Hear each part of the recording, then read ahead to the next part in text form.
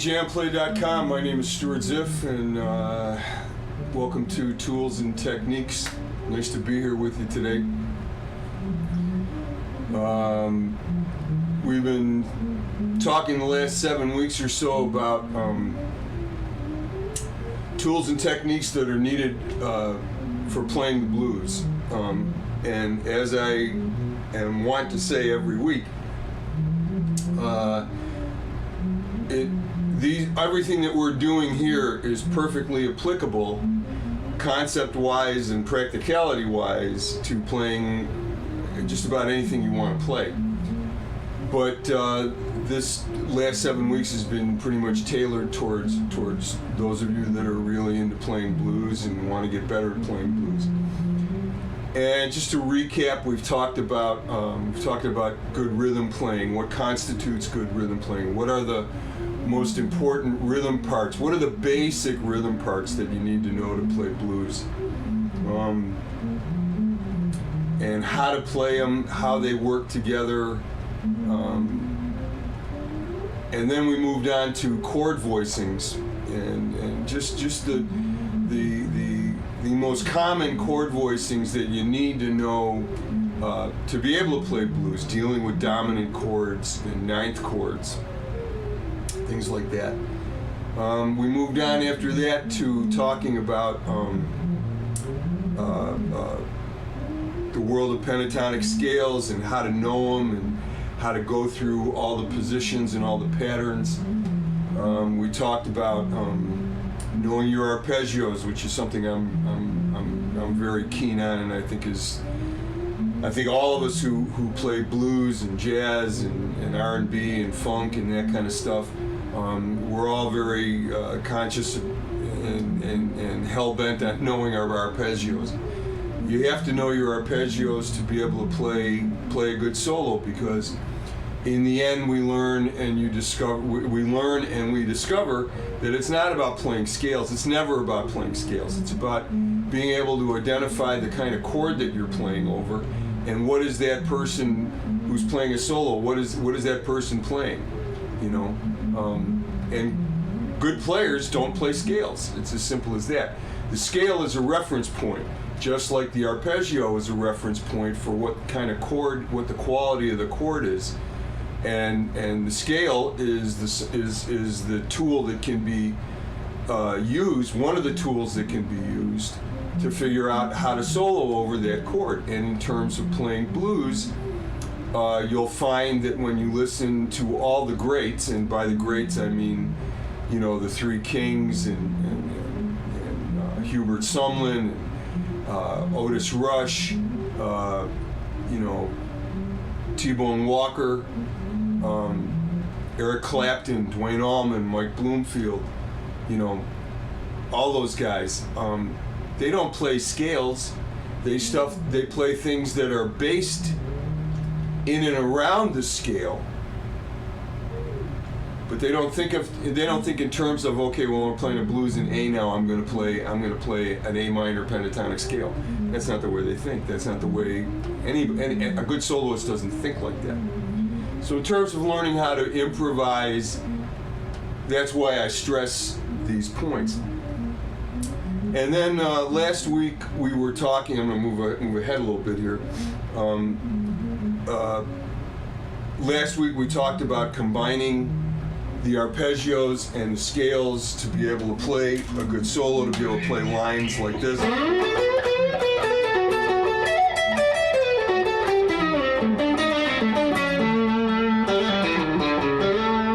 Which is a bunch of stuff that I just played. That's all stuff that should sound familiar to you. It's all based around everything that I just said.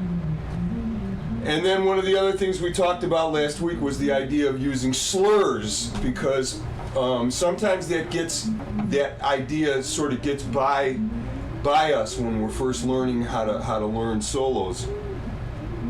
We don't really realize what we're hearing. And I know for myself personally, when I was but a young lad first learning how to play blues, and I sat down with a guitar player who really knew something about playing blues, he said to me, "No, you're doing it all wrong. He's doing this." In other words, he slid that first note to the next note.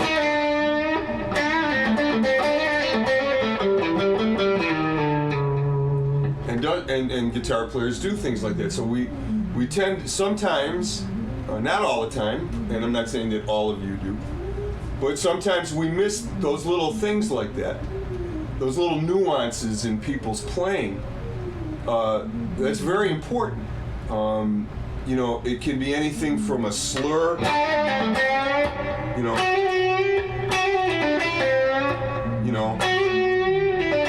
to bending a note and not adding the vibrato till way after you bend that note, rather than playing it like, rather than doing that. Sometimes a lot of guitar players,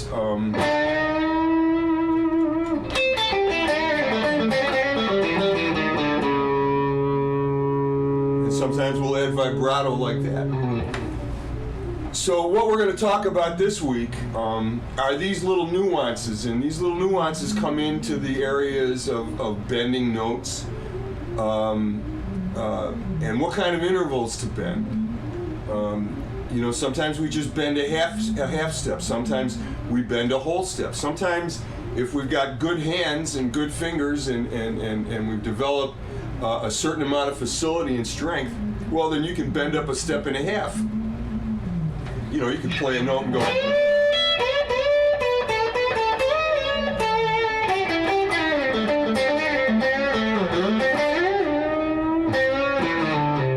Things like that, where you're just bending notes that you go, whoa, where did that come from? Well, you know, sometimes it's bending that sharp 5.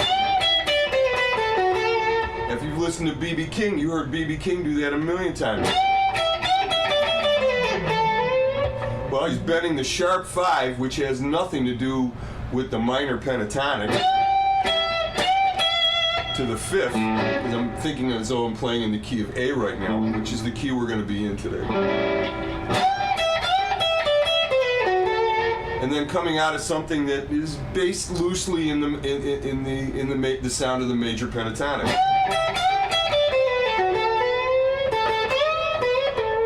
But what I did was I hit that C. Now C is the minor third in the minor pentatonic. So I went from the sharp 5 to the 5 to the third to the minor third.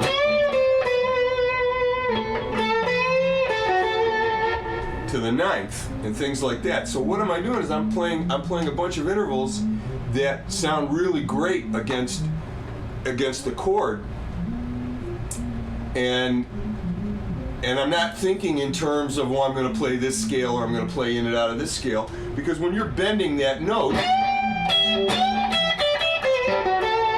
and that's a riff that works in the key of A, will work over D9. It'll work over E9 or E7.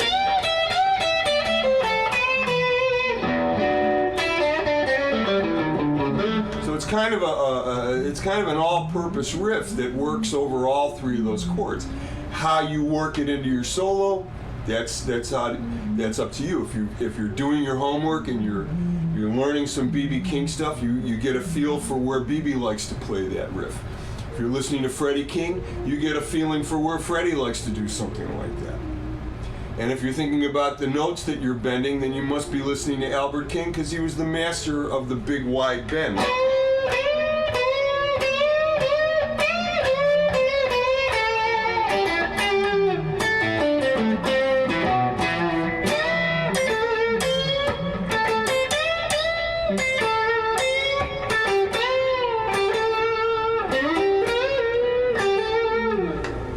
That's the sound of Albert King. So that's good string bending.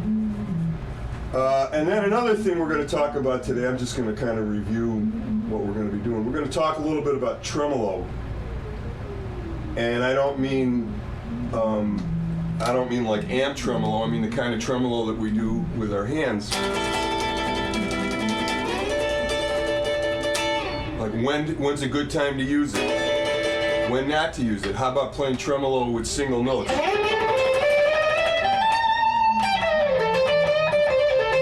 Because you can't notate that. depending at the tempo you're playing, if you're playing at a bright tempo, that really, you wouldn't notate that to like 92nd notes or something, 96th notes or something, anything like that. We just merely call it, I'm playing tremolo.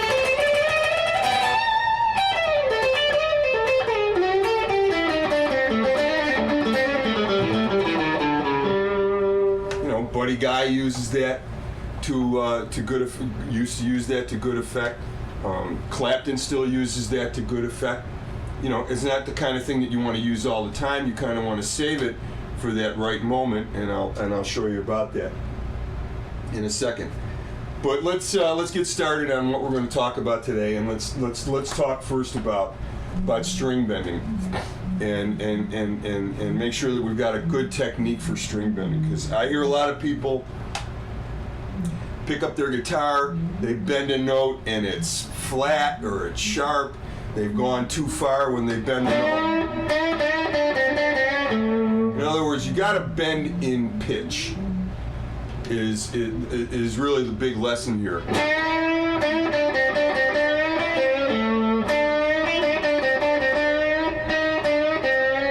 Right there, I'm mostly doing a half-step bend.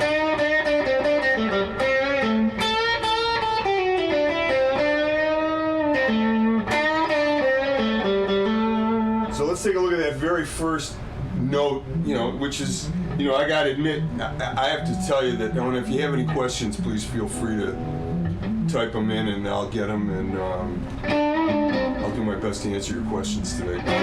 But I know a lot of times when I pick up my guitar first, sometimes I'll just go, just to see what my hands feel like, just to see what the guitar feels like, just to see how's that G string holding up today.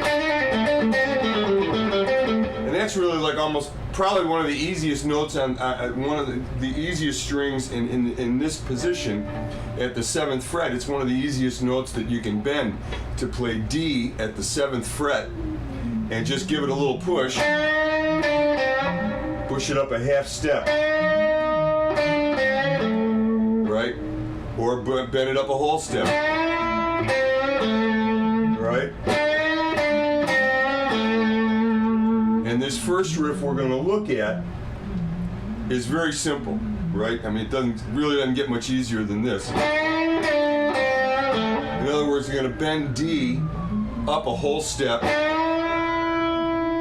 Now we're going to come right down on the D note, like that. We're not going to go, we're not doing that. We're going to bend the note up, and then we're coming right down on that next note. Alright, so why don't you try it with me. We're just going to play D. If you got the tab up, please. You'll see in the tab, second system down, it says the first riff. Okay, we're going to play a full bend on that D note.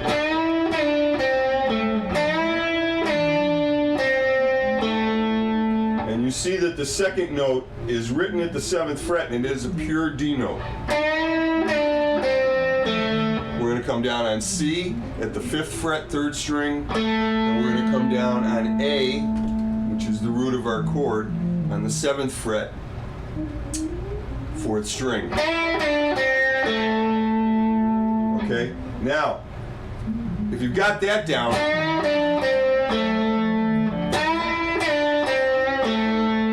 now we're going to add some vibrato to that note.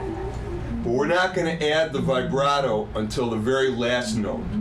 And we're going to hit the last note, and then we're going to play what's known as wrist vibrato. In other words, I'm not pushing the string with these fingers, with this finger. That's not what you hear. What you hear is this. That's called wrist vibrato.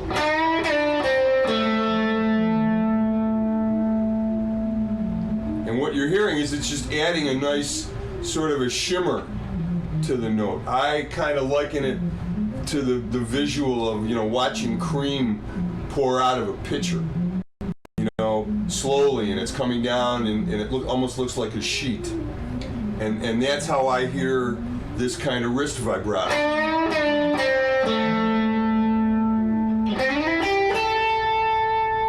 And I didn't even bend a note that time. So you get a really nice quality at the end of your phrase.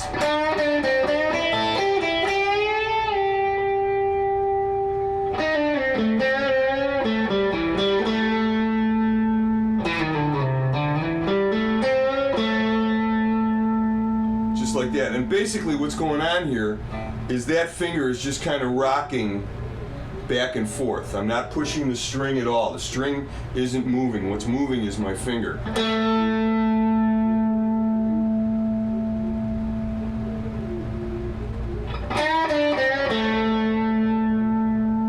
So try that with me. If you've got your guitar in your hands, let's play that.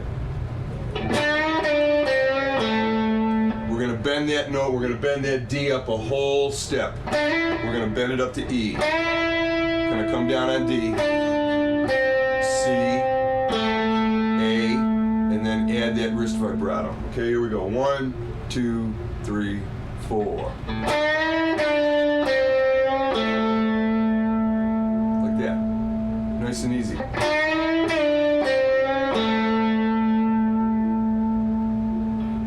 right. Now let's go down to the third system and play it with a half step bend. And then add the vibrato afterwards. It's a little nastier sound. Sounds a little more low down and dirty.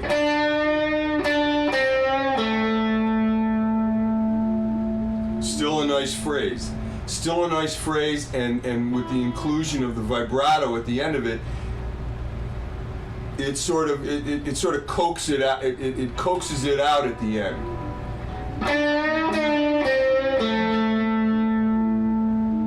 So get that pitch in your ear, which is E flat,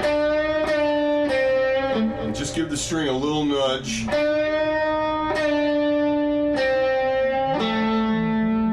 And then add that vibrato. Now try and play it with me now. 1, 2, 3, 4.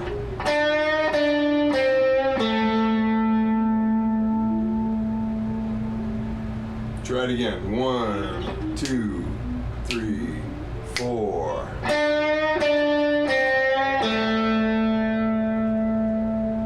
It's got a nice sound to it, doesn't it? All right. Let's move on.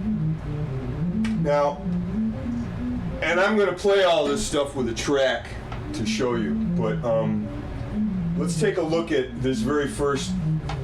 Let's look at the way B.B. King bends a note and how he adds vibrato. He adds vibrato. He bends. Well, let's start with the bend. And if you've been here the last couple of weeks, you've heard that riff before because it's a classic. It's a classic kickoff that B.B. used to do a lot. But what he does is he adds that vibrato at the end. And if you've ever seen video of B.B. King, and I'm sure most of you or all of you have, that's what his hand looks like. He used to call that the butterfly. It's a very fast vibrato, but it doesn't really knock the pitch out very much.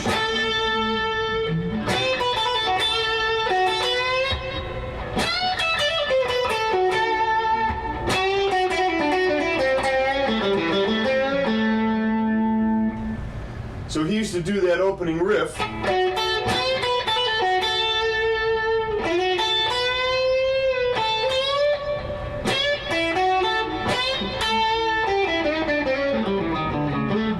got a question here.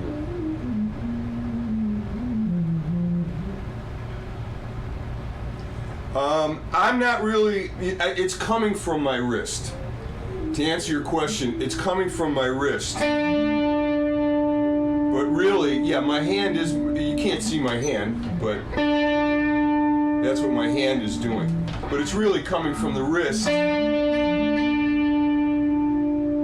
I'm really just rocking my finger back and forth. That's what I'm doing.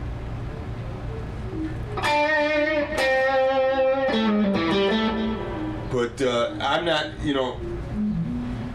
I'm not really making that big of a deal out of it. So I hope that answers your question. This kind of vibrato, wrist vibrato, you're moving the finger, you're just sort of moving your finger, rocking your finger. When we do the B.B. King vibrato, yeah, my whole hand is moving, but my hand isn't playing the note, it's my finger.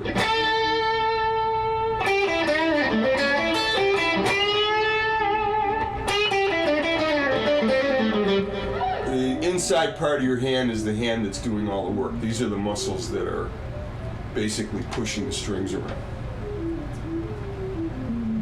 So that's the B.B. King thing, and you're going to hear me do that. I'm going to play along with the track in a minute or two, and I'll demonstrate that. Now, one of the things that B.B. King used to do, and a lot of great guitar players, most notably B.B., Mike Bloomfield, Clapton,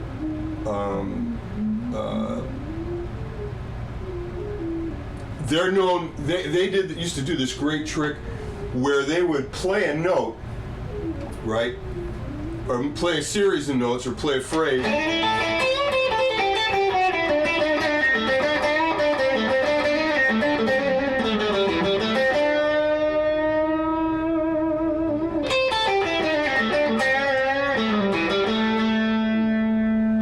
Sound familiar? But the thing that I did that makes them unique that they used to do was they would add the vibrato well after they've played the note, which I talked about at the very beginning of this when we first started this thing today. Mike Bloomfield was very famous for doing that, and I probably heard him do it first, and then I realized he got it from B.B. King. B.B. was a master of being able to add that, and you never knew when he was going to add it. But it's a thing that goes like this, where you would actually, and for the sake of having a reference point as to when to do this, if you look at the second system down on the tab, it says adding vibrato on beat number 3. Well, we're going to play this bend. I'm going to bend at the high E string at the 10th fret, which is D. I'm going to bend that up a whole step. Then I'm going to add the vibrato. I'm going to count 1, 2, 3. I'm going to go 2, 3, and then add the vibrato to the note.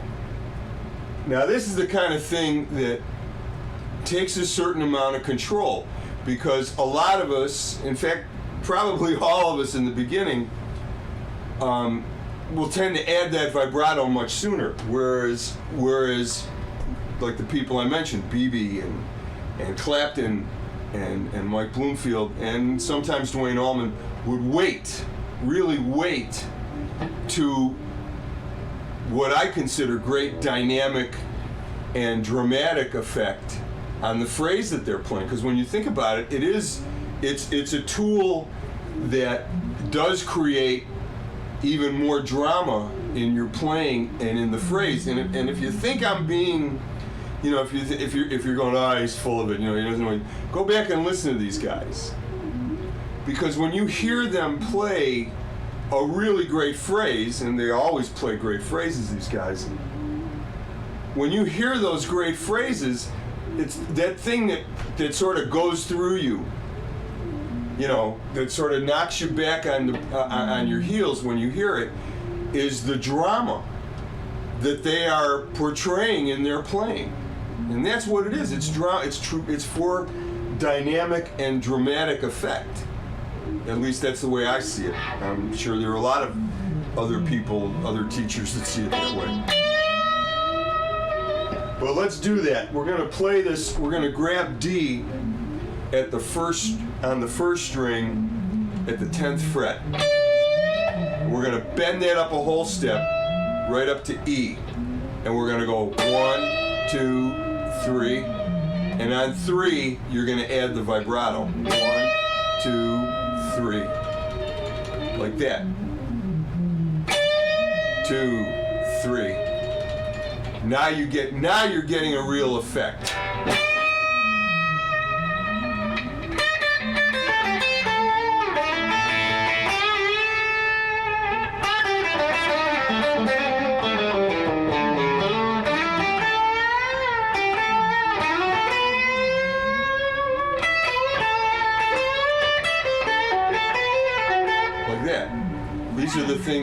These are the little nuances that really separate players. Okay? So let's move on to the wide bend, as it says over here.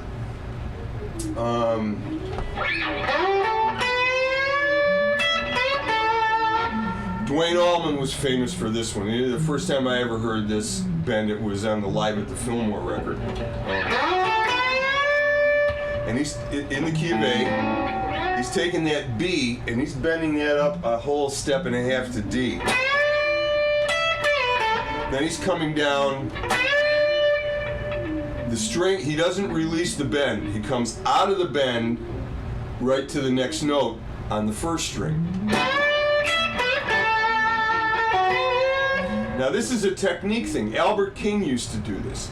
And I'm sure, and Freddie King did this also, and so did B.B. King. So I'm sure that Duane got this, had to get it from them, because I know he was listening to those guys, and he would consider himself a disciple of B.B. King. But let's look at what it is. And I'm bending that B all the way up to D. Now I'm using my pinky to play the high E string at the 12th fret at E. And then I'm coming back. In other words, I'm leaving that note bent while I play the E.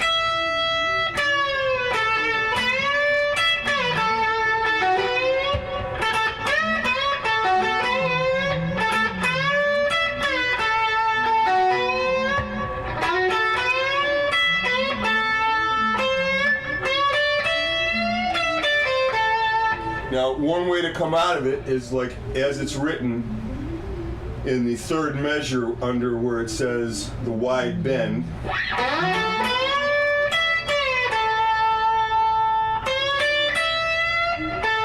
Excuse me.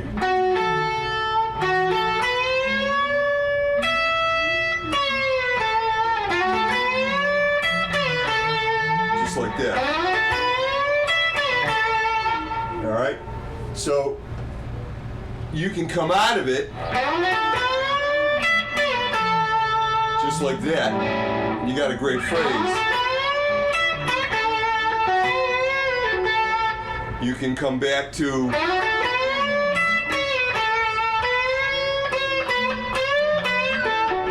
you can play it.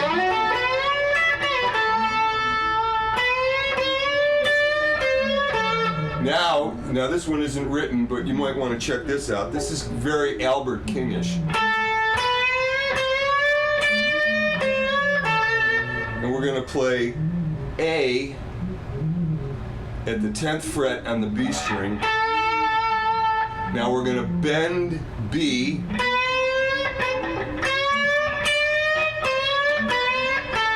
We're going to bend B at the 12th fret on the B string. We're going to bend C at the 13th fret on the B string. We're going to grab D on the first string, 10th fret, and then come down. We'll do it slow.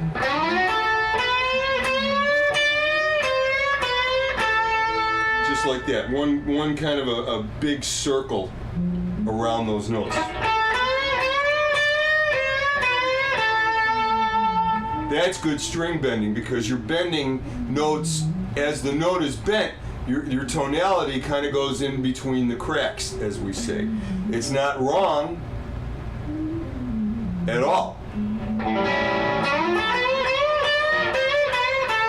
It sort of gives it a kind of a polite, what I like to call polite dissonance. You know, it's not dissonance like, that kind of dissonance. It's like it's blues tonality. It goes in between the cracks.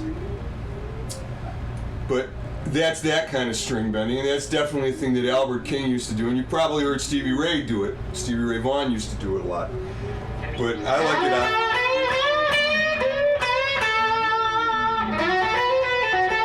And you can come out of it like that. Any you know.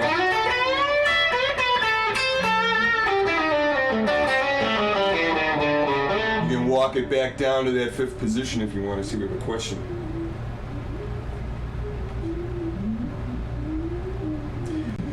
Well, you have to find, to answer your question about how do you not get the G string to ring, you know, there's some muting that goes on between both your hands, your fretting hand and your picking hand. I mean, I am pushing into that G string, but one of the things that I talk about I've talked about in my Q&A here at Jam Play with other students is that you have to aim for the note. You have to think about the accuracy that you're trying to achieve. If what you mean to play is this, you don't hear that G string, you don't hear me running into it. I am running into it, but I'm muting it. And I'm using my hand, I'm using this part of my picking hand right around here to sort of mute the string. So I'm hitting the flesh on my hand is hitting that G string and keeping it, it's muting it. I'm muting the string. But you also, on the other hand, you can't just rely on that. You have to think about what you're aiming at, because you are aiming at a note. You're going.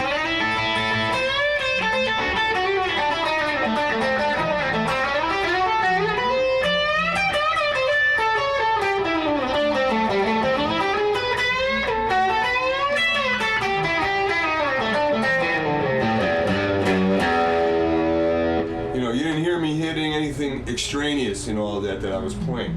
Everything that I just played, that big long, you know, blurt out of notes, I was aiming at those notes. Everything that I meant to play, I aimed at.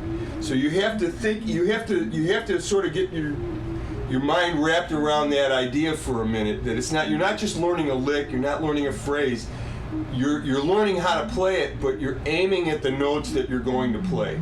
And you have to concentrate on that, and it's almost like you're willing yourself, okay, to not let anything ring out. And I know that this is not an easy thing, because even when you're playing slide guitar, and I'll show you here, you know, when we play slide guitar, it's very important if you're going to play in a single note kind of idea, you know.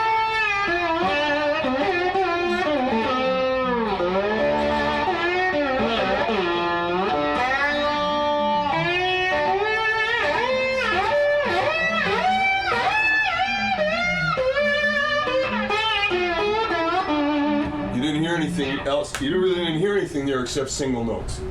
So you have to concentrate on it, and you have to aim at the note, and you have to do whatever you need to do to make sure that nothing extraneous is ringing out when you're playing it, or else you know, as they said in Raging Bull, it defeats its own purpose.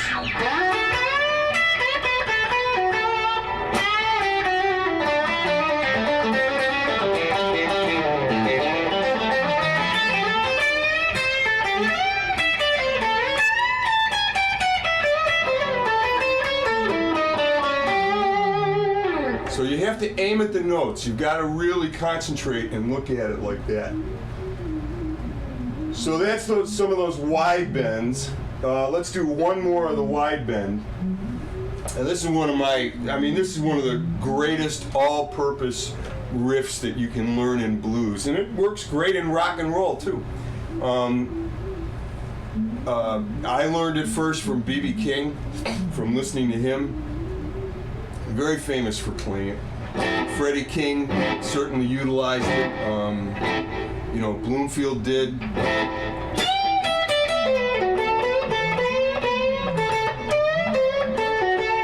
And what I'm going to to do is I'm going to bend off of the sharp 5. Now, since we're playing in the key of A today, the 5 would be E. The sharp 5 is F. Okay? So what I'm going to do is I'm going to bend F at the 13th fret on the first string. And again, I'm bending the note, but when I come down, I'm not coming down on the 13th fret again. I'm coming down on the 12th fret on the first string. And you can make it sound minorish, minor pentatonic. Now, as soon as you play that B and bend it or just play it a little bit, you're adding the 9th, so now you're into another tone, which could be in the major pentatonic sound, whatever. But it's very all-purpose because it works against all 3 chords.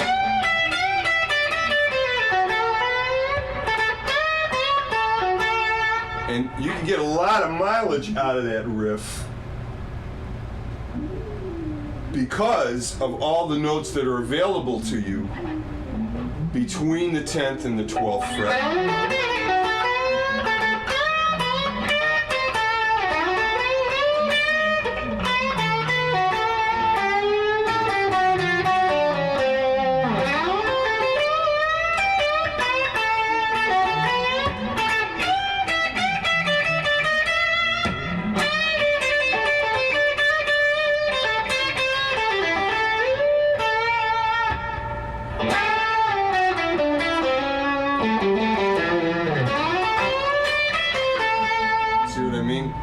So we're going to bend up.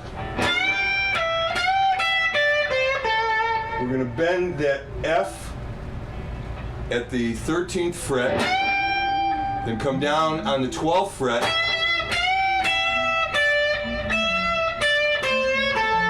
just like that. We're going to wind up on the B string. Now, if you can do this with your pinky,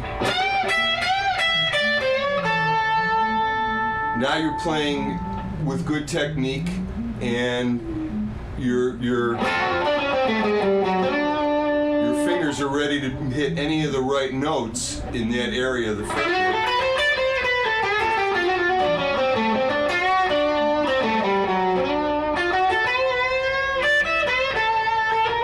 Hear the chords go by?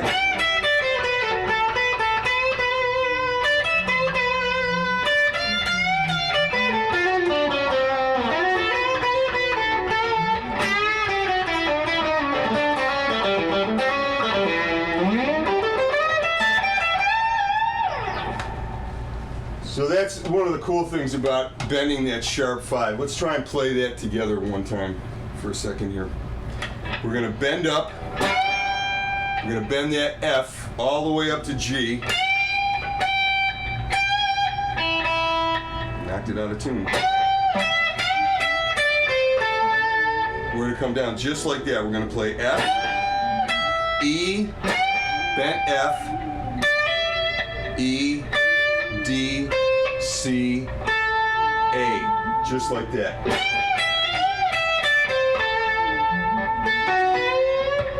All right, let's play that. 1, 2, 3, 4.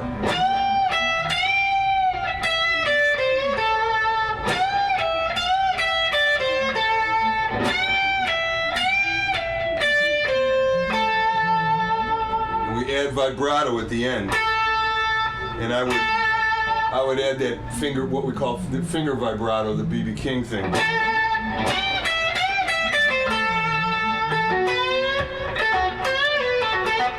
right. So we've talked about slurring. We've talked about playing bends. We've talked about bending a half step, a whole step, a step and a half. We've talked about bending that sharp 5 interval into a riff.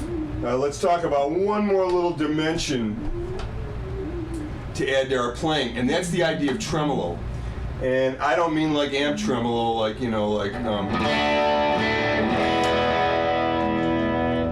rumble kind of tremolo. I mean this kind of tremolo where you're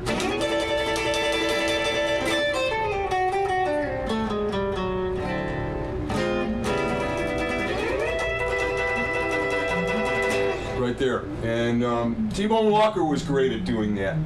And he would use it to great effect. Not a lot, but when he did, it really sounded great. And a lot of great R&B guitar players are known for doing that. Some of my favorite players, like the late Cornell Dupree, David T. Walker,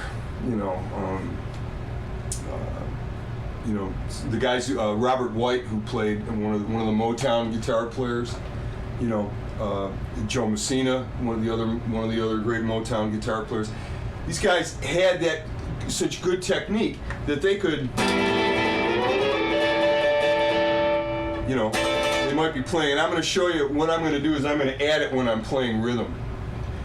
But you can also do it when you're playing a solo by playing something like.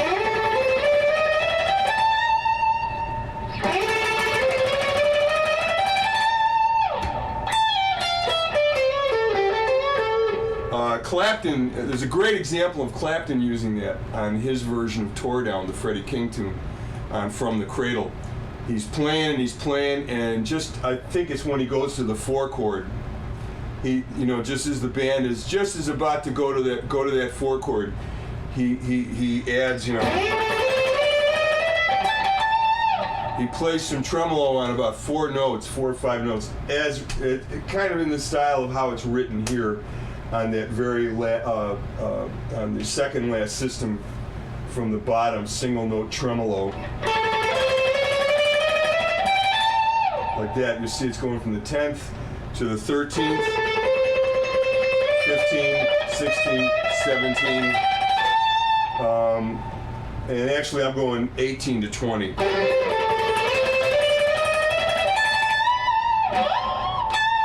Or you can go something like that. But I will demonstrate some of that in my playing in a second. And that's kind of it. These are what makes these things, these little tidbits, so interesting. Is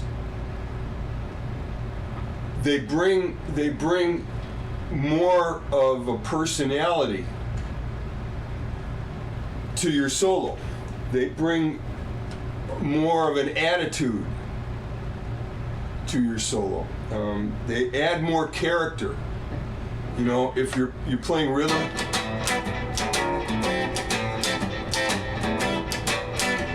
and you decide to go do this,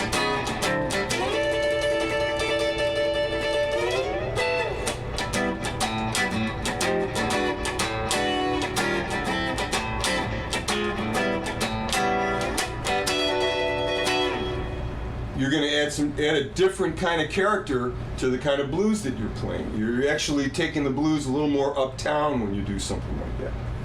And if you were curious as to what kind of chord I'm playing there, let's take a look at it. It's really what we call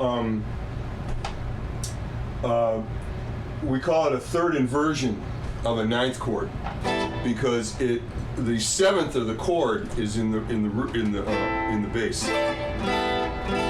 So if I was going to play this chord, this 9th, I'm playing G at the 5th fret, 4th string. I'm playing B, which is the 9th, or the 2nd, however you want to look at it, but they're both the same. B on the 3rd string, 4th fret.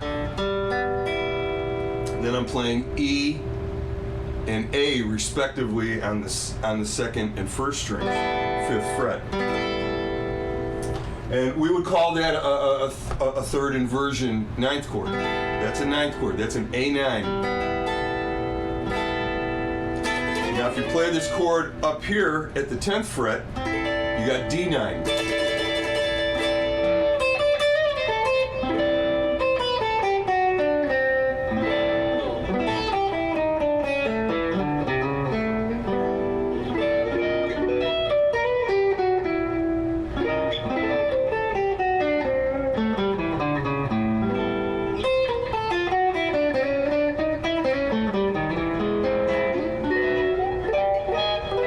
So you got a really nice 9th chord there to play around with. So that said, I'm going to play along with this shuffle track in the key of A, and I'm going to refresh my memory here. I'm going to start out with some bends, half steps, quarters, whole steps. I'm going to add vibrato at the end of a phrase. I'm going to add vibrato on beat 3 of a phrase. I'm going to do some wide bends, and I'm going to add some tremolo to my playing. I'm going to start out, the first thing you're going to hear me do is I'm going to play rhythm on the first 12 bars, and I'll show you how to use that tremolo. So here's the track.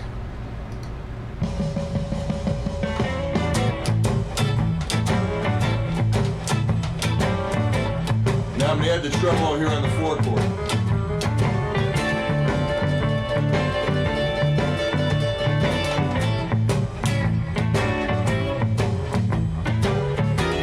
On the 5.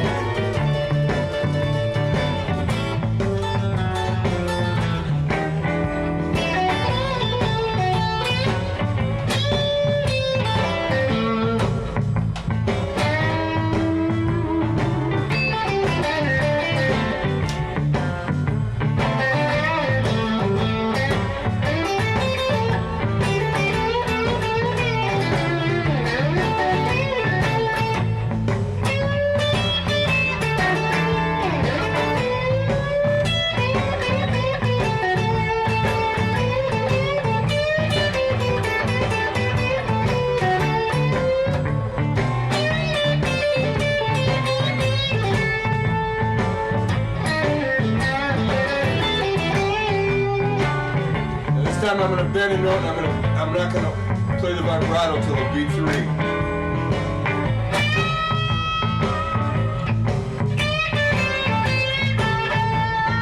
I'm going to do it again.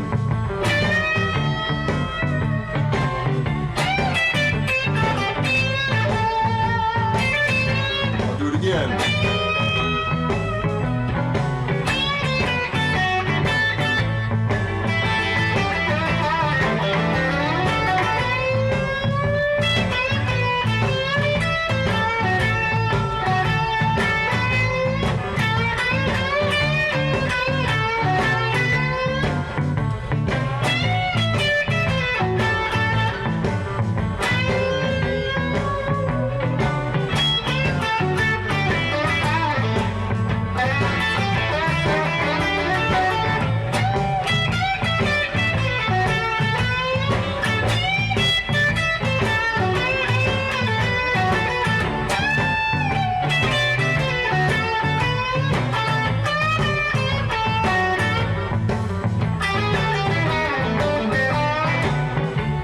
This time, I'm going to add some tremolo in there with the solo.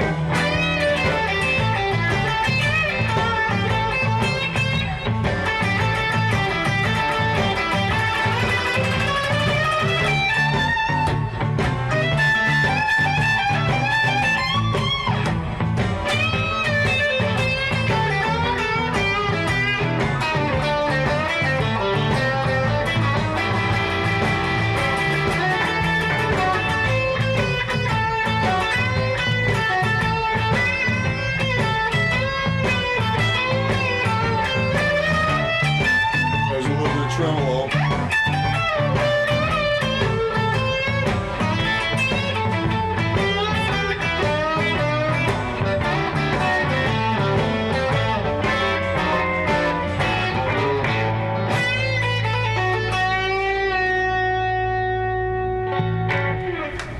And a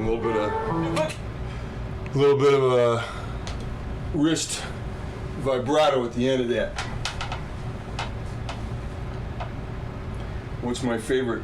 You mean what's my favorite lick to play? Is that the question? Is that a typo? I feel another question coming on.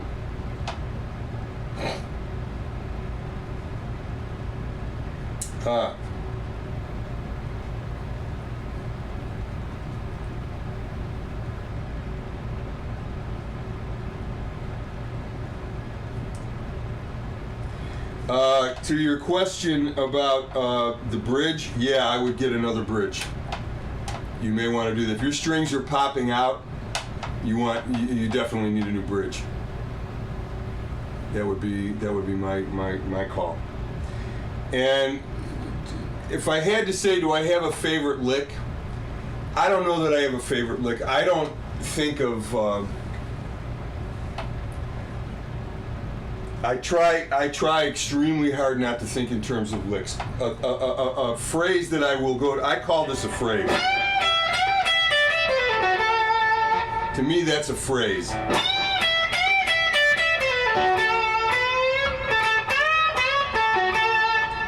All of that stuff is phrases, are phrases. I like the sound of it, and I like where it falls. I like that I can use it on any dominant chord, in a 12-bar progression. If you're just playing a standard blues with, a 1-4-5,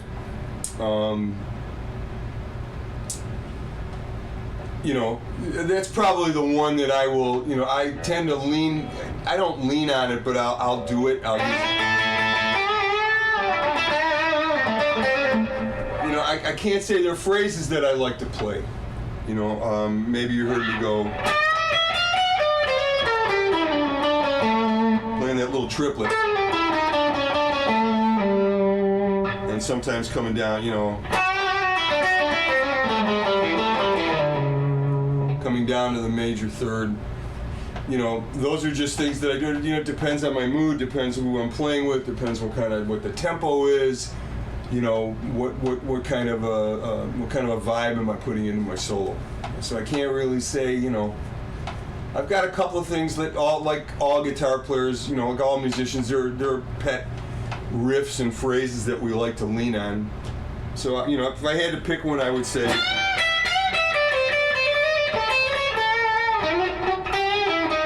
I'd say that one off the Sharp 5 would be mine. Any hints on how to play tremolo evenly at any speed? Well, you would want to do it. You would want to practice to a metronome, because your hand is going on. I will. Hopefully, you can hear this. I hope you can. I'm gonna fire up my metronome here.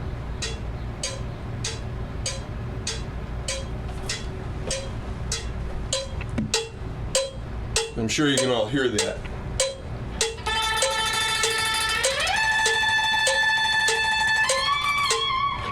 I'm playing in time. You can hear me, you can hear that click, right?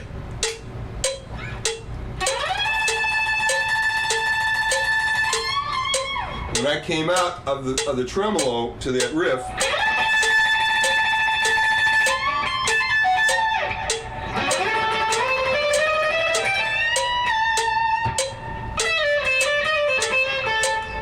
I came out right on time. So the point is, the answer to your question is, you want to practice to a metronome if you can. And make sure when you practice to that metronome that you hear the metronome way, way louder than your guitar. Because if you really hear your guitar, you're not going to be in time. You're not going to be able to get a strong sense of how the tremolo works in to the tempo that you're playing at, because it has to be in time.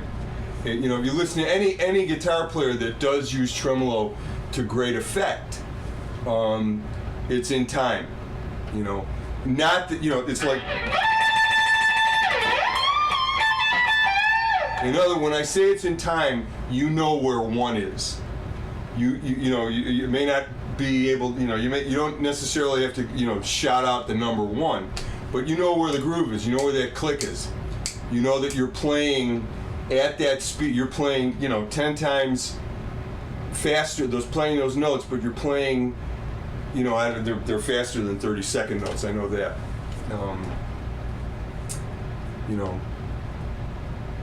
I can't really spit out to the degree what notes they are. I'm sorry, but I can't do that. But you want to practice to a metronome. That's what you want to do. I know I did.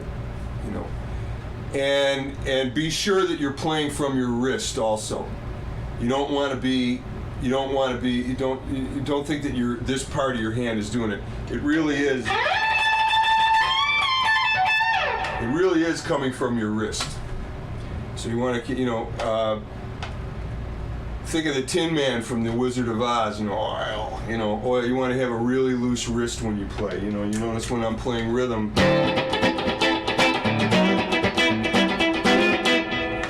my hand is moving. My hand is moving in a way that it's all this rhythm and everything that I'm doing is coming from my wrist. So that's how you want to think about it. So if that's the end of the questions, then I will say, the best way to practice this stuff really, is to take them one bit of information at a time. Get your string bending down.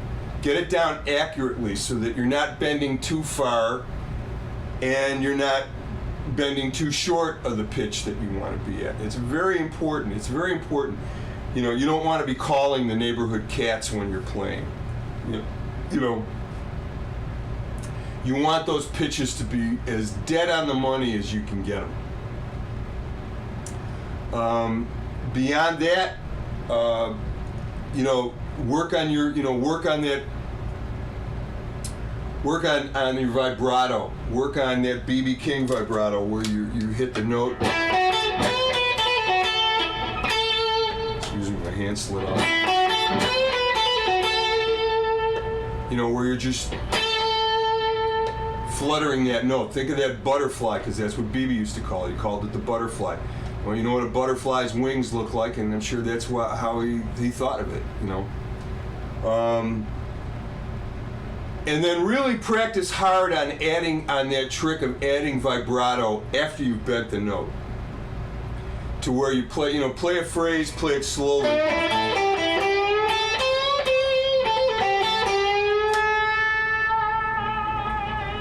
Do something very kind of sultry sounding like that. To me, that's a very, sultry, sexy kind of.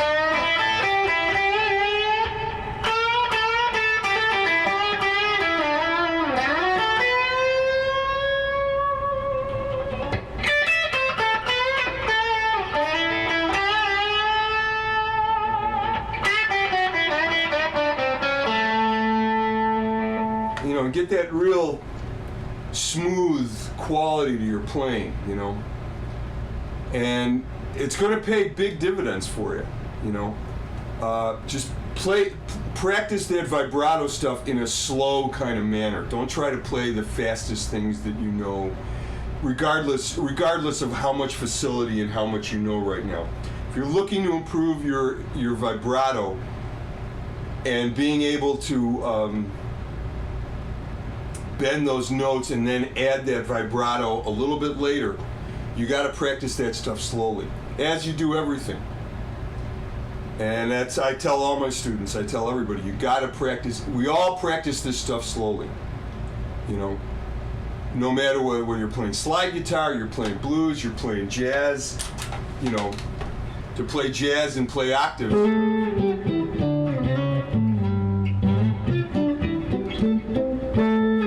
You got to practice that stuff slowly so you can get it down and be articulate when you play. So I want to thank you very much for coming by today. I'm here on Mondays and Thursdays and Saturdays for my Q&A at Jam Play. And I'll be back here next Wednesday, same time, 7 p.m. Eastern Standard Time, 4 o'clock here on the West Coast in a very hot Los Angeles today. And I believe next week we're going to get into different uses of pentatonic scales and patterns and how to do things, other things that you can do with pentatonic scales in terms of playing blues and some other things. So practice up. I hope you enjoyed the lesson today. I had fun being here. Thanks for coming by. I appreciate it. We all appreciate it. Practice up. Take your time. Get it down. Work it out. And let the neighbors know you know how to play the blues. You know what I'm saying? So with that said, I will say